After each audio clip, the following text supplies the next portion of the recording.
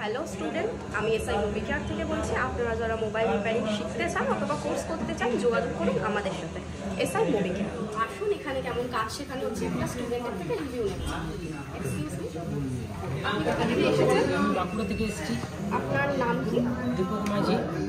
তো এই মুহূর্তে আপনি কিসের উপর কাজ করছেন? আইসির উপর কাজ করছি।